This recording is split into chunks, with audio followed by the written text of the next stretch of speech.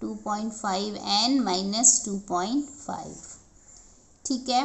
Okay okay, अभी हम लोग ये 80 माइनस 18.5 और माइनस 2.5 को ऐड करेंगे तो हमें मिल जाएगा 21 नेगेटिव 21.4 प्लस 2.5n, ठीक है। यहाँ पर कौन है, 3.6 है।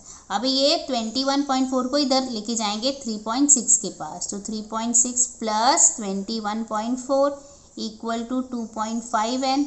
देखो यहाँ पे नेगेटिव था ना, माइनस 21.5, सॉरी माइनस 21.4 था, वहाँ पर जाएगा तो प्लस बन जाएगा। जब हम इन दोनों को ऐड करेंगे तो ये बन जाएगा 25 और यहाँ पर 2.5n है, ठीक है। अभी यहाँ से हम n का वैल्यू निकालेंगे तो 25/2.5। अभी देखो यहाँ से डेसिमल हटाने के लिए हम लोग ऊपर नीचे 10 से मल्टीप्लाई करेंगे तो ऊपर आ जाएगा 250 और नीचे का डेसिमल हट जाएगा। तो फाइनली n का वैल्यू हमें मिल जाएगा 25 1 जा 25 10 जा, तो मतलब n का वैल्यू हमें कितना आ गया, 10, ठीक है। तो लिख देते हैं हम लोग,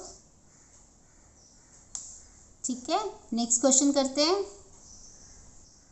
ओके तो देखो फिफ्थ क्वेश्चन में हमारे पास क्या क्या इन्फॉर्मेशन है। हमारे पास a है 3.5, d है 0, n कितना है 105 और हमें an फाइंड करना है, ठीक है।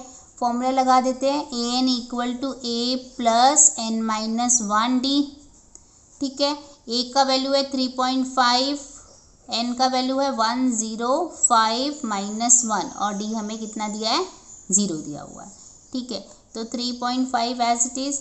अब देखो 0 से किसी भी क्वांटिटी का मल्टीप्लिकेशन होगा ना तो पूरी क्वांटिटी 0 होगी, तो मैं इसको सॉल्व ही नहीं कर रही क्योंकि यहाँ पर बाहर 0 दिया हुआ है ना, तो ये जब 0 से कोई भी क्वांटिटी मल्टीप्लाई होगी तो 0 हो जाएगी, तो यहाँ पे मैं प्लस 0 डाल देती हूँ सीधा।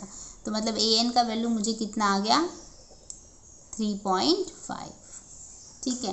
तो लिख देते हैं यहाँ पर हम लोग 3.5, ठीक है। तो इस तरह से हमने सारे क्वेश्चन सॉल्व कर दिए हैं। आई होप आपको समझ में आया है। कुछ भी डाउट हो तो मुझे ज़रूर कमेंट करिए, मैं रिप्लाई करूँगी। Keep watching, keep learning, thank you.